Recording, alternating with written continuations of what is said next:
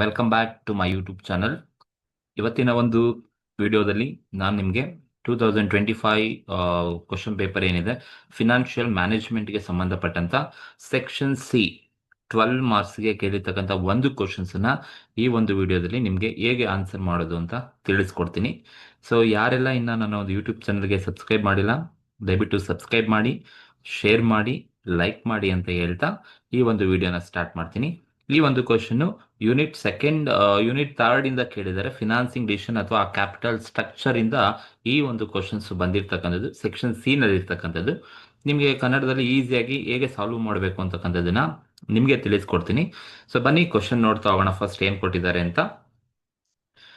Mohit limited company as equity share capital of 5 lakh divided into shares of ₹100 each. Mohit limited ಕಂಪನಿಲಿ 5 lakh already share capital ಇದೆಯಂತೆ. ₹100 face value ಇರ್ತಕ್ಕಂಥ 5 lakh share capital ಇದೆ ಅಂತ ಹೇಳಿದ್ದಾರೆ. It wishes to raise further capital of ₹3 lakh. That is nothing but already 5 lakh capital Mohit limited ಕಂಪನಿಯಲ್ಲಿ ಇದ್ರೂ ಕೂಡ company it wishes to raise further capital of 3 lakh for expansion. ತನ್ನ ಕಂಪನಿಯ major expansion program ಅನ್ನು undertake ಮಾಡಿರೋದ್ರಿಂದ company wants another ₹3 lakh ಮತ್ತೆ ಬೇಕು ಅಂತ ಡಿಸೈಡ್ ಮಾಡಿದ್ದಾರೆ. ಹಾಗಾಗಿ ಆಲ್ರೆಡಿ 5 ಲಕ್ಷ ಕ್ಯಾಪಿಟಲ್ ಇದೆ, ಅದರ ಜೊತೆಗೆ ಕಂಪನಿ ಏನ್ ಮಾಡ್ತಿದೆ, it wishes to raise further ₹3 lakh for expansion. ಈಗ ಹೊಸದಾಗಿ ₹3 lakh ನ ರೈಸ್ ಮಾಡೋಣ. It wishes to raise ₹3 lakh for expansion. The company plans the following financial scheme. ಅಂದ್ರೆ ಈ ಏನು ₹3 lakh ಅನ್ನ ತಗೊಂಡ್ಬರ್ಬೇಕು ಅಂತ ಡಿಸೈಡ್ ಮಾಡ್ತಾ ಇದಾರಲ್ವಾ, ಅಡಿಷನಲ್ ಆಗಿ ಈ ₹3 lakh ಅನ್ನ ಹೇಗೆ ತಗೊಂಡ್ಬರ್ಬೇಕು ಅಂತ ಹೇಳ್ಬಿಟ್ಟು company plans, financial plan ready ಮಾಡಿದಂತೆ. ಹೇಗೆ ತರ್ತಾ ಇದಾರಂತೆ ನೋಡಿ. ಮೊದಲನೇದು ಹೇಳುತ್ತೆ ಎ ಆಲ್ ಕಾಮನ್ ಸ್ಟಾಕ್. ಅಂದ್ರೆ ಆಲ್ ಕಾಮನ್ ಸ್ಟಾಕ್ ಅಂದ್ರೆ ಅಡಿಷನ್ ಆಗಿ ಇವಾಗ ತರ್ತಾ ಇರೋದು ಎಷ್ಟಪ್ಪ, ₹3 lakh ತರ್ತಾ ಇದ್ದಾರೆ. ಈ ₹3 lakh ಅನ್ನ ಎಲ್ಲ ₹3 lakh ಎಂಟೈರ್ ಅಮೌಂಟ್ ಅನ್ನ all in common stock, that is nothing but all in equity shares ಅಲ್ಲಿ ತಗೊಂಡ್ಬರೋಣ ಅಂತ ಮೊದಲನೇ ಪ್ಲಾನ್ ಅಲ್ಲಿ ಡಿಸೈಡ್ ಮಾಡಿದ್ದಾರೆ.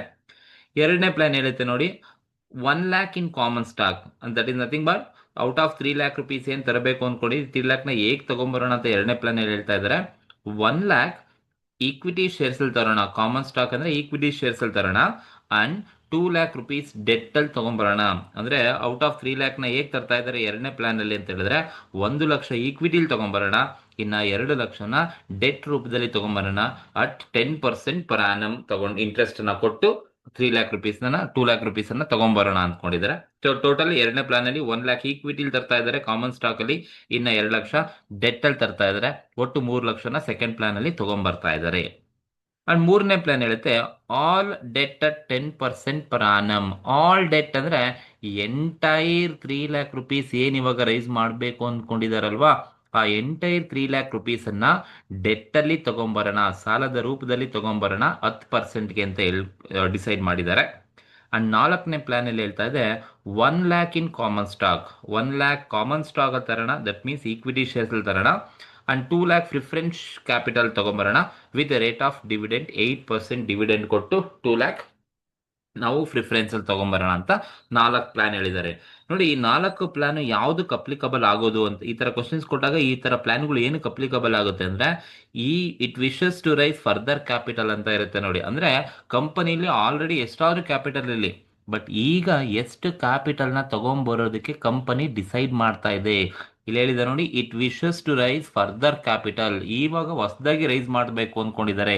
ಎಷ್ಟು ₹3 lakh ಅನ್ನ ರೈಸ್ ಮಾಡಬೇಕು ಅಂದ್ಕೊಂಡಿದ್ದಾರೆ. ಆ ₹3 lakh ಹೇಗೆ ರೈಸ್ ಮಾಡಬೇಕು ಅನ್ನೋದಕ್ಕೆ ಈ 4 ಸ್ಕೀಮು ಯಾವ್ದನ್ನ ಒಂದು ಸ್ಕೀಮ್ ಅನ್ನ ನಾವು ಸಜೆಸ್ಟ್ ಮಾಡಬೇಕಾಗುತ್ತೆ.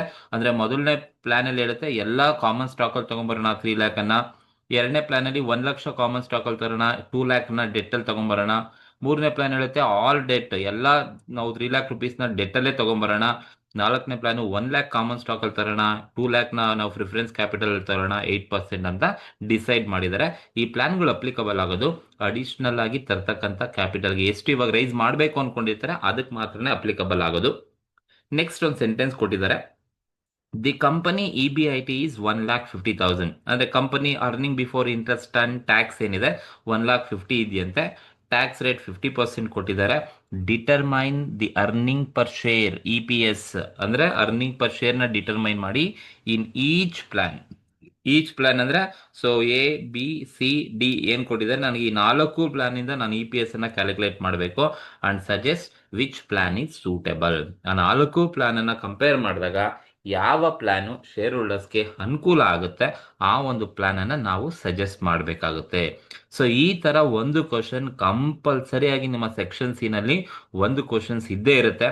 ಕರೆಕ್ಟಾಗಿ ನೀವು ಈ ಥರ ಕ್ವಶನ್ಸನ್ನು ನೀವು ಪ್ರಾಕ್ಟೀಸ್ ಮಾಡ್ಕೊಳ್ಳಿ, ನಿಮ್ಗೆ ಈಸಿಯಾಗಿ 12 ಮಾರ್ಕ್ಸ್ ಸಿಗುತ್ತೆ. ಸೊ ಈ ಒಂದು ಕ್ವಶನ್ಸನ್ನು ಹೇಗೆ ಆನ್ಸರ್ಸನ್ನು ಮಾಡಬೇಕು ಈ ಥರ ಕ್ವಶನ್ಸ್ ಕೊಟ್ಟಾಗ ಅನ್ನೋದು ನಮಗೆ ಕ್ಯಾಲ್ಕುಲೇಟ್ ಮಾಡೋಕೆ ಹೇಳೋದು, EPS ಕ್ಯಾಲ್ಕುಲೇಟ್ ಮಾಡೋಕೆ ಹೇಳಿದರೆ. ಸೊ ಹಾಗಾಗಿ ನಾನು ಈ ಥರ ಫಾರ್ಮೇಟನ್ನು ಹಾಕೋಬೇಕಾಗುತ್ತೆ. EPS ಅನ್ನ ಕ್ಯಾಲ್ಕುಲೇಷನ್ಸನ್ನು ಮಾಡಬೇಕು ಅಂತ ಹೇಳಿದ್ರೆ, ಸೊ ಮಾಡಬೇಕು ಅಂತ ಹೇಳಿದ್ರೆ ನಾವು ಹೆಡ್ಡಿಂಗ್ ಹಾಕೋಬೇಕು computation of earning per share in each case ಅಂದರೆ ನಿಮಗೆ ಎಷ್ಟು ಪ್ಲಾನ್ ಕೊಟ್ಟಿದ್ದಾರೆ ನೋಡಿ, ABCD ಅಂತ 4 ಕೊಟ್ಟಿದ್ದಾರೆ. ಸೊ ಹಾಗಾಗಿ ನಾನು ಪ್ಲಾನ್ 1, ಪ್ಲಾನ್ 2, ಪ್ಲಾನ್ 3, ಪ್ಲಾನ್ 4 ಅಂತ ಹಾಕೊಂಡಿದ್ದೀನಿ. ಟೋಟಲ್ 5 ಕಾಲಮ್ ಹಾಕೊಳ್ಳಿ. ಪರ್ಟಿಕ್ಯುಲರ್ ಸೇರಿಸಿ ನಿಮಗೆ ಎಷ್ಟು ಪ್ಲಾನ್ ಕೊಟ್ಟಿರ್ತಾರೆ ಅಷ್ಟು ಪ್ಲಾನನ್ನು ಕೂಡ ನೀವು ಹಾಕೋಬೇಕಾಗುತ್ತೆ. ಹೇಗೆ ಕ್ಯಾಲ್ಕುಲೇಟ್ ಮಾಡಬೇಕು EPS ಅಂತ ಹೇಳಿದ್ರೆ ನೋಡಿ, ಕ್ವಶನಲ್ಲಿ EBIT 1,50,000 ಕೊಟ್ಟಿದ್ದಾರೆ. ಯಾವಾಗ EBIT ಕ್ವಶನಲ್ಲಿ ಇದೆ ಅಂದರೆ ನೀವು EBIT ಇಂದ ಸ್ಟಾರ್ಟ್ ಮಾಡಬೇಕು. ಸೊ EBIT ಕ್ವಶನಲ್ಲಿ ಅವರೇ ಕೊಟ್ಟಿರೋದ್ರಿಂದ 1,50,000 EBIT ಇದೆ.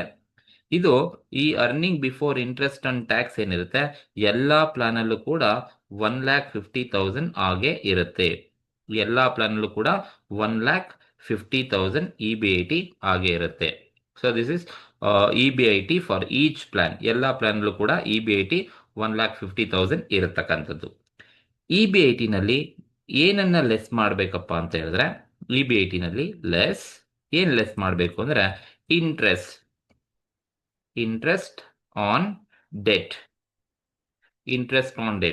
ನಾವು ಯಾವ ಪ್ಲಾನ್ಗೆ ಇಂಟ್ರೆಸ್ಟ್ ಕೊಡಬೇಕು, that is the most important. ನಾವು ಇಂಟ್ರೆಸ್ಟನ್ನು ಲೆಸ್ ಮಾಡಬೇಕು. ಯಾವ ಪ್ಲಾನಲ್ಲಿ ಇಂಟ್ರೆಸ್ಟ್ ಕೊಡ್ತಾ ಇದ್ದೀವಿ ಅದನ್ನು ನೋಡಿ. ಮೊದಲನೇ ಪ್ಲಾನಲ್ಲಿ ಇಂಟ್ರೆಸ್ಟ್ಗೆ ಸಂಬಂಧಪಟ್ಟ ಯಾವುದೇ ಇನ್ಫಾರ್ಮೇಷನ್ ಇಲ್ಲ, ಅಂದರೆ ಆಲ್ ಕಾಮನ್ ಸ್ಟಾಕ್, ಅಂದರೆ 3 lakh ರೂಪಿನ ನಾನು ಫುಲ್ ಈಕ್ವಿಟಿ ಶೇರ್ಸಲ್ಲೇ ತೊಗೊಂಬರ್ತೀನಿ ಅಂತ ಹೇಳಿದಾನೆ. ಹಾಗಾಗಿ ಈಕ್ವಿಟಿ ಶೇರ್ಗೆ ನಾವು ಇಂಟ್ರೆಸ್ಟ್ ಕೊಡಲ್ಲ. ಹಾಗಾಗಿ ಮೊದಲನೇ ಪ್ಲಾನಲ್ಲಿ ನಾವು ಇಂಟ್ರೆಸ್ಟನ್ನು ಕೊಡೋದಿಲ್ಲ, ನಿಲ್. ಎರಡನೇ ಪ್ಲಾನಿಗೆ ಬನ್ನಿ. 1 lakh ಇನ್ ಕಾಮನ್ ಸ್ಟಾಕ್, ಅಂದರೆ 1 lakh ಈಕ್ವಿಟಿ ಶೇರ್ಸಲ್ಲಿ ಅಥವಾ ಕಾಮನ್ ಸ್ಟಾಕಲ್ಲಿ ತೊಗೊಂಬರ್ತಾ ಇದ್ದೀನಿ. ಸೊ ಹಾಗಾಗಿ 1 ಲಕ್ಷಕ್ಕೆ ನಾವು ಈಕ್ವಿಟಿ ಶೇರ್ಸ್ ಅಂತಂದರೆ ಇಂಟ್ರೆಸ್ಟ್ ಕೊಡಲ್ಲ. ಹಾಗಾಗಿ 1 ಲಕ್ಷಕ್ಕೆ ಬರೋದಿಲ್ಲ. And 2 lakhs in debt 10% per annum. ನೋಡಿ 2 lakhs ಹೇಗೆ ತೊಗೊಂಬರ್ತಾ ಇದ್ದೀವಿ, ಸೆಕೆಂಡ್ ಪ್ಲಾನಲ್ಲಿ 2 lakh 1 lakh ಈಕ್ವಿಟಿಲಿ ತರ್ತಾ ಇದ್ದೀವಿ, ಬಟ್ 2 lakhನ ಹೇಗೆ ತೊಗೊಂಬರ್ತಾ ಇದ್ದಾರಂತೆ, ಡೆಟ್ಟಲ್ಲಿ ತೊಗೊಂಬರ್ತಾ ಇದ್ದಾರೆ. ನೋಡಿ ನಾವು ಯಾವಾಗ ಡೆಟ್ಟಲ್ಲಿ ತೊಗೊಂಬರ್ತೀವಿ, ಸೊ ಹಾಗಾಗಿ ಸೆಕೆಂಡ್ ಪ್ಲಾನಲ್ಲಿ ನಾವು ಡೆಟ್ಟಲ್ಲಿ ತೊಗೊಂಬರ್ತಾ ಇರೋದ್ರಿಂದ 2 lakh ಮೇಲೆ ಸೊ ನಾವು ಎಷ್ಟು ಪರ್ಸೆಂಟ್ ಕೊಡಬೇಕಪ್ಪ ಅಂದರೆ 10% ಕೊಟ್ಟಿದ್ದಾರೆ. 2 lakh ಮೇಲೆ 10% ನಾವು ಮಾಡಿದ್ರೆ ನಮಗೆ 20,000 ಇಂಟ್ರೆಸ್ಟ್ ಸೆಕೆಂಡ್ ಪ್ಲಾನಲ್ಲಿ ಕೊಡಬೇಕಾಗುತ್ತೆ. ಸೆಕೆಂಡ್ ಪ್ಲಾನಲ್ಲಿ ಇಂಟ್ರೆಸ್ಟ್ 20,000 ಕೊಡಬೇಕು. ಯಾಕೆಂದರೆ ನಾವು ಡೆಟ್ ತರ್ತಾ ಇದ್ದೀವಿ, 2 lakh ರೂಪೀಸ್ ಡೆಟ್ಟಲ್ಲಿ ತರ್ತಾ ಇದ್ದೀವಿ. ಅದು ಸೆಕೆಂಡ್ ಪ್ಲಾನಲ್ಲಿ ತರ್ತಾ ಇರೋದು 10%. 2 lakh ಮೇಲೆ 10% ಮಾಡಿದ್ರೆ 20,000 ಸೆಕೆಂಡ್ ಪ್ಲಾನಲ್ಲಿ ಬರುತ್ತೆ. ಅಂಡ್ ಪ್ಲಾನ್ ಸಿ ನೋಡಿ, all debt at 10% per annum.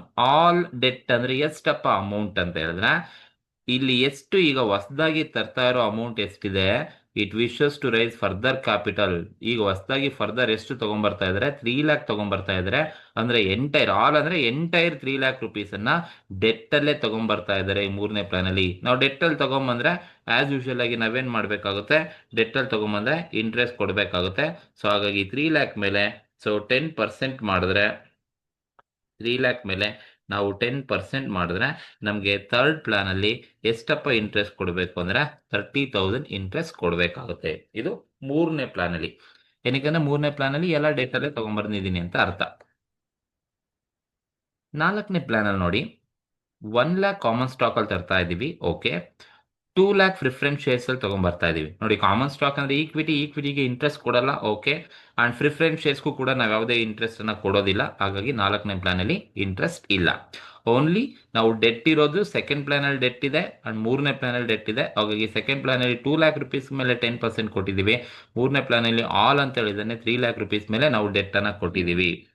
So ಈಗ ನಾವು ಇ ಬಿ ಐ ಟಿನಲ್ಲಿ ಲೆಸ್ ಇಂಟ್ರೆಸ್ಟನ್ನು ಲೆಸ್ ಮಾಡಿದ್ರೆ ನಮಗೆ ಬರ್ತಕ್ಕಂಥದ್ದು ಅರ್ನಿಂಗ್ ಬಿಫೋರ್ ಟ್ಯಾಕ್ಸ್ ಅಂತ ಕರಿತೀವಿ. ಸೊ ಮೊದಲನೇ ಕಾಲಮಲ್ಲಿ 1,50,000 ಹಾಗೇ ಇರುತ್ತೆ. ಎರಡನೇ ಕಾಲಮಲ್ಲಿ 1,30,000 ಇರುತ್ತೆ. ಮೂರನೇ ಕಾಲಮಲ್ಲಿ 1,20,000 ಇರುತ್ತೆ. ನಾಲ್ಕನೇ ಕಾಲಮಲ್ಲಿ 1,50,000 ಹಾಗೆ ಇರುತ್ತೆ. ಲೆಸ್ ಮಾಡಿದ್ರೆ ನಮಗೆ ಇ.ಬಿ.ಟಿ ಸಿಗುತ್ತೆ. ಅರ್ಥ ಆಯ್ತಾ? ಈಗ ಇ.ಬಿ.ಟಿನಲ್ಲಿ ನಾವೇನ್ ಮಾಡಬೇಕಪ್ಪ ಅಂತ ಹೇಳಿದ್ರೆ ಲೆಸ್ ಟ್ಯಾಕ್ಸ್ ಲೆಸ್ ಮಾಡಬೇಕು. ಎಷ್ಟು ಕೊಟ್ಟಿದ್ದಾರೆ ಟ್ಯಾಕ್ಸ್ ಅಂತ ಹೇಳಿದ್ರೆ ಕ್ವಶನ್ ಅಲ್ಲಿ ನೋಡಿ 50% ಟ್ಯಾಕ್ಸ್ ಕೊಟ್ಟಿದ್ದಾರೆ. ಹಾಗಾಗಿ ಟ್ಯಾಕ್ಸ್ ನಾವು 50% ಟ್ಯಾಕ್ಸ್ ಅನ್ನ ನಾವು ಡಿಡಕ್ಟ್ ಮಾಡಬೇಕಾಗುತ್ತೆ. ಯಾವುದ್ರ ಮೇಲೆ 50% ಟ್ಯಾಕ್ಸ್ ಅಂತ ಹೇಳಿದ್ರೆ ನಮಗೆ ಇ.ಬಿ.ಟಿ ಎಷ್ಟು ಬಂದಿದೆ ಅದ್ರ ಮೇಲೆ ನಾವು ಟ್ಯಾಕ್ಸ್ ಅನ್ನ 50% ಅನ್ನ ಕೊಡಬೇಕಾಗುತ್ತೆ.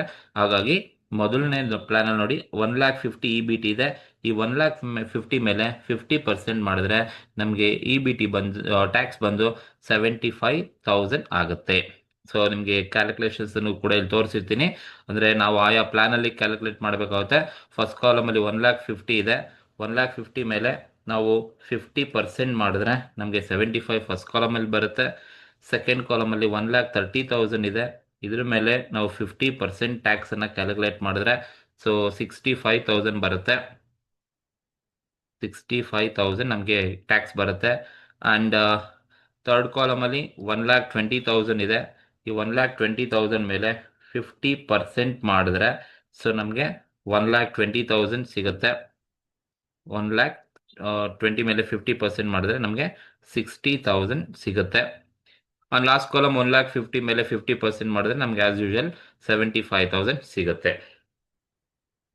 ಸೊ ನೋಡಿ, ಯಾವಾಗಲೂ ಕೂಡ ಟ್ಯಾಕ್ಸ್ ಅನ್ನ ಯಾವ್ದ್ರ ಮೇಲೆ ಕೊಡಬೇಕಪ್ಪ ಅಂತ ಹೇಳಿದ್ರೆ ಪರ್ಸೆಂಟೇಜ್ ಕೊಟ್ಟಿದ್ದಾರೆ ಅಂದ್ರೆ ಇ.ಬಿ.ಟಿ ಮೇಲೆನೆ ಕೊಡಬೇಕು. ನಮ್ಗೆ ಇ.ಬಿ.ಟಿ ಎಷ್ಟು ಇರುತ್ತೆ ಆಯಾ ಕಾಲಮಲ್ಲಿ ಆಯಾ ಇ.ಬಿ.ಟಿ ಮೇಲೆ ನಾವು ಟ್ಯಾಕ್ಸ್ ಅನ್ನ ಕೊಡಬೇಕಾಗುತ್ತೆ. ಸೊ ಈಗ ಇ.ಬಿ.ಟಿ ಲೆಸ್ ಟ್ಯಾಕ್ಸ್ ಅನ್ನ ಲೆಸ್ ಮಾಡಿದ್ರೆ ನಮಗೆ ಬರ್ತಕ್ಕಂಥದ್ದೇ ಅರ್ನಿಂಗ್ ಆಫ್ಟರ್ ಟ್ಯಾಕ್ಸ್, ಇ.ಎ.ಟಿ ಅಂತ ಕರಿತೀವಿ.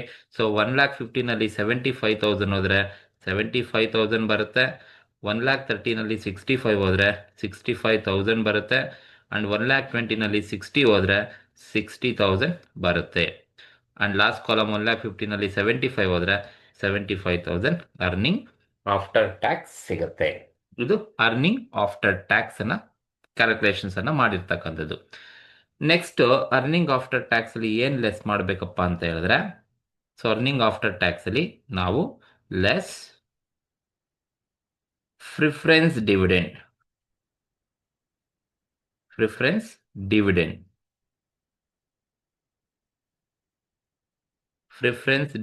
ಅನ್ನ ನಾವು ಲೆಸ್ ಮಾಡಬೇಕಾಗುತ್ತೆ. ಸೊ ಹೇಗೆ ಪ್ರಿಫರೆನ್ಸ್ ಡಿವಿಡೆಂಟ್ ಅನ್ನ ನಾವು ಕ್ಯಾಲ್ಕುಲೇಷನ್ಸ್ ಅನ್ನ ಮಾಡಬೇಕಾಗುತ್ತೆ ಅಂತ ಹೇಳಿದ್ರೆ ನೋಡಿ, ಪ್ರಿಫರೆನ್ಸ್ ಡಿವಿಡೆಂಟ್ ಯಾವುದಕ್ಕೆ ಕೊಡೋದು ಅಂತ ಹೇಳಿದ್ರೆ ಜಸ್ಟ್ ಯಾವ ಪ್ಲಾನಿಗೆ ಕೊಡಬೇಕಪ್ಪ ಅಂತ ಹೇಳಿದ್ರೆ ಇಲ್ಲಿ ಮೇಲೆ ನಿಮ್ಮ ಹತ್ರ 4 ಪ್ಲಾನ್ ಏನಿದೆ, ಈ 4 ಪ್ಲಾನ್ ಅನ್ನು ಅಬ್ಸರ್ವ್ ಮಾಡಿ. ಪ್ರಿಫರೆನ್ಸ್ ಅನ್ನೋ ವರ್ಡ್ ಯಾವ ಪ್ಲಾನ್ ಅಲ್ಲಿ ಇದೆ ಆ ಪ್ಲಾನಿಗೆ ಮಾತ್ರನೇ ಕೊಡಬೇಕು. ನೋಡಿ, ಮೊದಲನೇ ಪ್ಲಾನ್ ಅಲ್ಲಿ ಈಕ್ವಿಟಿಯಿಂದ ತರ್ತೀನಿ, ಆಲ್ ಕಾಮನ್ ಸ್ಟಾಕ್, ಈ ಪ್ರಿಫರೆನ್ಸ್ ಡಿವಿಡೆಂಡ್ ಕೊಡಲ್ಲ. ಎರಡನೇ ಪ್ಲಾನ್ ಅಲ್ಲಿ 1,00,000 ಕಾಮನ್ ಸ್ಟಾಕ್ ಇದೆ, ಡಿವಿಡೆಂಡ್ ಕೊಡಲ್ಲ, ಪ್ರಿಫರೆನ್ಸ್ ಡಿವಿಡೆಂಟು. ಡೆಟ್ ಇದೆ, ಅದಕ್ಕೆ ಡಿವಿಡೆಂಡ್ ಕೊಡಲ್ಲ, ಹಾಗಾಗಿ ಸೆಕೆಂಡ್ ಪ್ಲಾನ್ಗಿಲ್ಲ. ಮೂರನೇ ಪ್ಲಾನ್ ಅಲ್ಲಿ ಆಲ್ ಡೆಟ್ ಇದೆ, ಇಂಟ್ರೆಸ್ಟ್ ಕೊಡ್ತೀವಿ, ಡಿವಿಡೆಂಡ್ ಕೊಡೋದಿಲ್ಲ. ನಾಲ್ಕನೇ ಪ್ಲಾನ್ ನೋಡಿ 1,00,000 ಕಾಮನ್ ಸ್ಟಾಕ್ ಇದೆ, 2,00,000 ಇನ್ ಪ್ರಿಫರೆನ್ಸ್ ಕ್ಯಾಪಿಟಲ್. ನೋಡಿ, ನಾಲ್ಕನೇ ಪ್ಲಾನ್ ಅಲ್ಲಿ ನಾವು 2,00,000 rupees ತರ್ತಾ ಇದೀವಿ, ಪ್ರಿಫರೆನ್ಸ್ ಕ್ಯಾಪಿಟಲ್ ಇಂದ ತರ್ತಾ ಇದೀವಿ. ಹಾಗಾಗಿ ನಾವು ಪ್ರಿಫರೆನ್ಸ್ ಡಿವಿಡೆಂಡ್ ನ ಯಾವ ಪ್ಲಾನ್ಗೆ ಕೊಡಬೇಕು ಅಂದ್ರೆ ನಾಲ್ಕನೇ ಕಾಲಮ್ ಏನಿದೆ ಅಂದ್ರೆ ಪ್ಲಾನ್ 4 ಏನಿದೆ 2,00,000 ತರ್ತಾ ಇದ್ದೀನಿ.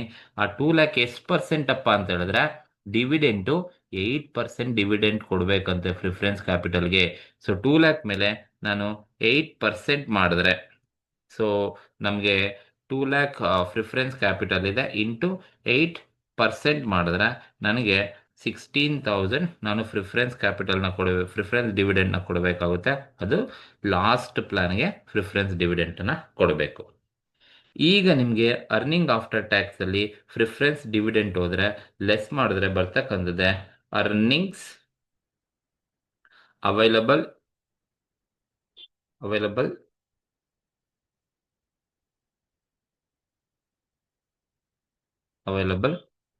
To equity shareholders. Earnings available to equity shareholders 75,000 minus 0 ಮಾಡಿದ್ರೆ ನಮಗೆ 75,000 ಇರುತ್ತೆ.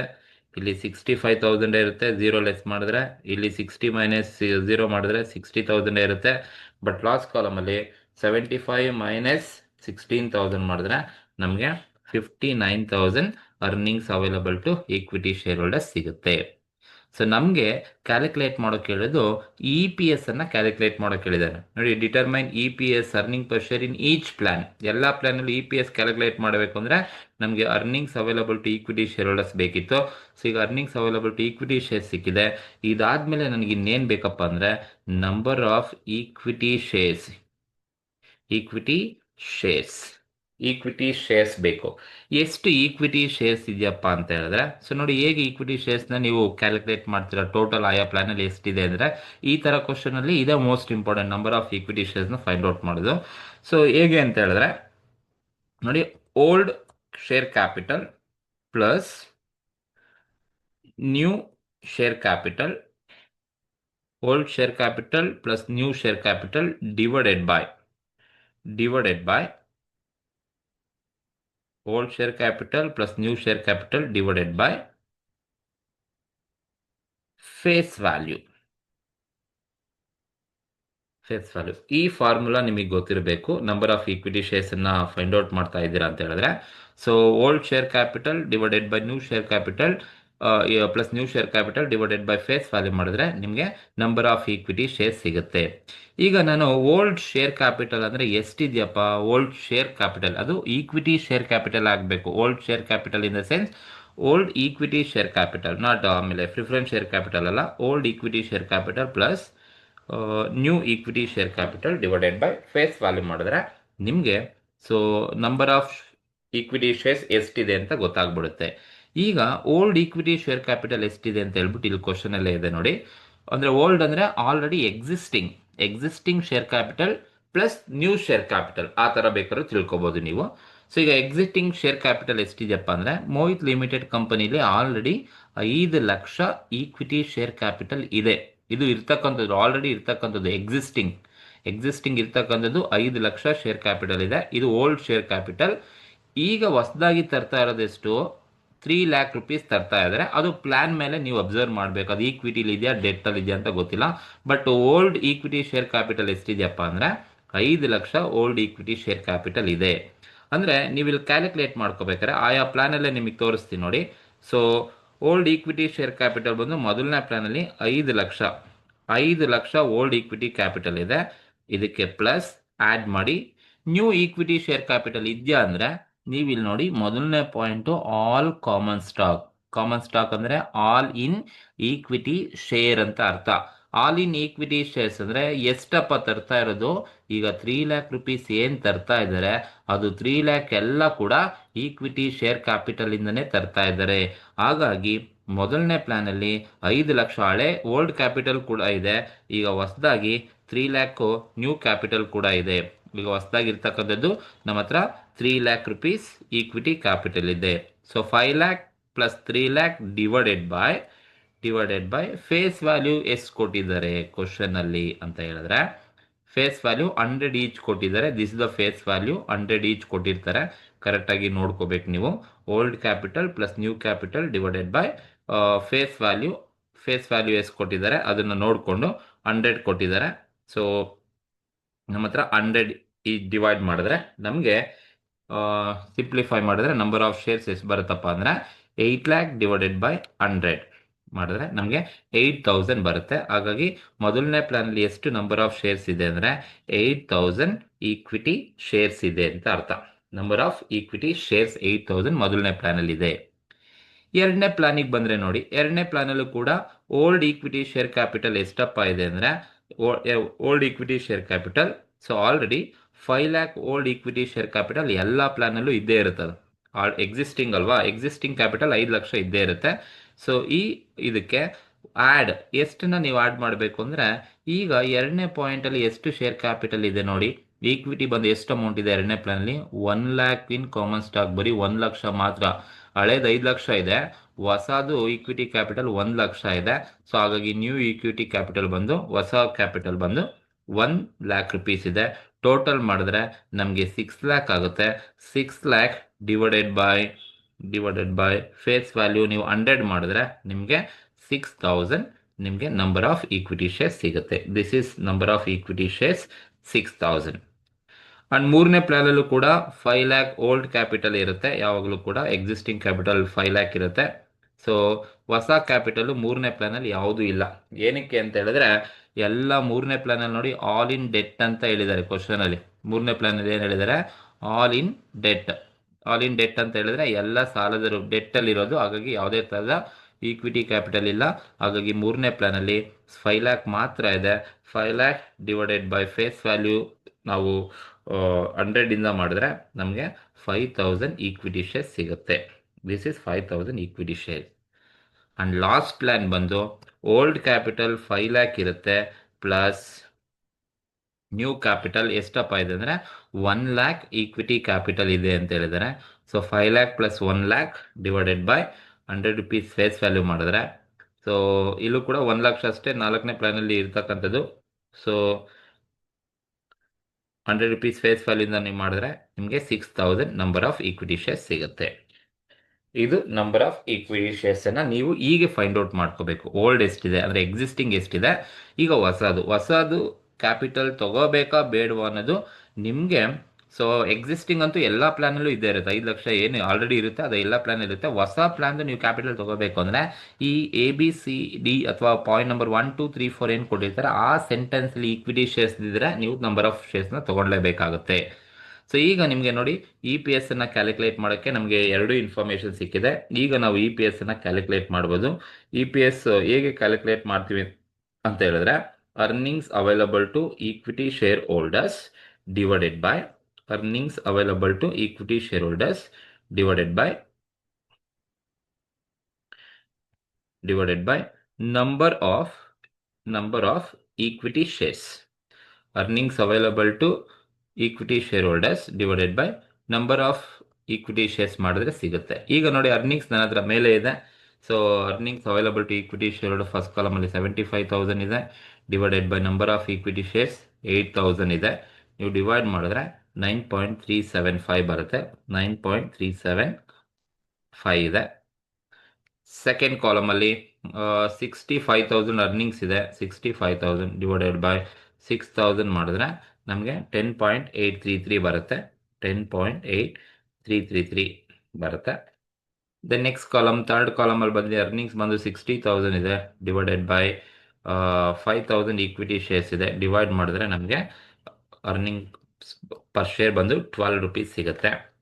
ದೆನ್ ಲಾಸ್ಟ್ ಕಾಲಮಲ್ಲಿ 59,000 ಇದೆ, ಡಿವೈಡೆಡ್ ಬೈ 6,000 ಈಕ್ವಿಟಿ ಶೇರ್ಸ್ ಇದೆ. ಡಿವೈಡ್ ಮಾಡಿದ್ರೆ ನಮಗೆ 9.833 ಬರುತ್ತೆ. That is 9.833 earning per share ಸಿಗುತ್ತೆ. ಸೊ ನಮಗೆ ಕ್ವಶನಲ್ಲಿ ಹೇಳಿರೋದು ಕೂಡ ಅರ್ನಿಂಗ್ ಪರ್ ಶೇರನ್ನು ಕ್ಯಾಲ್ಕುಲೇಟ್ ಮಾಡಿ ಅಂತ. ಈಗ ನೋಡಿ ನಾವು 4 ಪ್ಲಾನ್ದು ಅರ್ನಿಂಗ್ ಪರ್ ಶೇರ್ನ ಕ್ಯಾಲ್ಕುಲೇಷನ್ಸನ್ನು ಮಾಡಿದ್ದೀವಿ. ಯಾವ್ಯಾವ ಪ್ಲಾನಲ್ಲಿ ಎಷ್ಟೆಷ್ಟಿದೆ. So determine EPS in each plan. So ನಾವು ಈ ಥರ ಅರ್ನಿಂಗ್ ಪರ್ ಶೇರ್ನ ಕ್ಯಾಲ್ಕುಲೇಟ್ ಮಾಡಬೇಕು. ಸೊ ಸಜೆಸ್ಟ್ ಮಾಡಿ ಅಂತ ಹೇಳಿದರೆ ಈ ಅರ್ನಿಂಗ್ ಪರ್ ಶೇರು ಯಾವುದು ಜಾಸ್ತಿ ಇದೆ ನೋಡಿ, ಪ್ಲಾನ್ ಸಿ ಏನಿದೆ. ಸೊ ಈ ಪ್ಲಾನು ಜಾಸ್ತಿ ಇರೋದ್ರಿಂದ ಸೊ ನಾವು ಪ್ಲಾನ್ ಸಿ ಅನ್ನ ಸಜೆಸ್ಟ್ ಮಾಡ್ತಾ ಇದ್ದೀವಿ. That is plan 3 is best because compare to all other plan plan 3 compared to all other plan 3 is more EPS. Plan 3 is more EPS. So ಹಾಗಾಗಿ so ನಾವು ಬೇರೆ ಎಲ್ಲ ಪ್ಲಾನ್ ಕಂಪೇರ್ ಮಾಡಿದಾಗ so compare to all other plan 3ನಲ್ಲಿ EPS ಜಾಸ್ತಿ ಇರೋದ್ರಿಂದ plan 3ನ suggest ಮಾಡಬೇಕಾಗುತ್ತೆ. ಸೊ ಈ ಒಂದು ಕ್ವಶನ್ಸು ನಿಮಗೆ ಆನ್ಸರು ಇಷ್ಟ ಆಗಿದ್ರೆ ದಯವಿಟ್ಟು ಶೇರ್ ಮಾಡಿ, ಲೈಕ್ ಮಾಡಿ, ಮತ್ತು ನನ್ನ ಒಂದು ವಿಡಿಯೋಗೆ ಸಬ್ಸ್ಕ್ರೈಬ್ ಮಾಡಿ ಅಂತ ಕೇಳ್ತಾ ಈ ಒಂದು ವಿಡಿಯೋನ ಕ್ಲೋಸ್ ಮಾಡ್ತೀನಿ. ಈ ಒಂದು ಕ್ವಶನ್ಸ್ಗೆ ಸಂಬಂಧಪಟ್ಟಂಥ ಯಾವುದೇ ಥರದ ನಿಮಗೆ ಡೌಟ್ಸ್ ಇದ್ದರೆ ಕಮೆಂಟ್ ಮೂಲಕ ತಿಳಿಸಿ. ನಾನು ನಿಮಗೆ ಆನ್ಸರ್ಸನ್ನು ಮತ್ತೊಂದು ವಿಡಿಯೋದಲ್ಲಿ ನಿಮಗೆ ತಿಳಿಸ್ತೀನಿ. Thank you.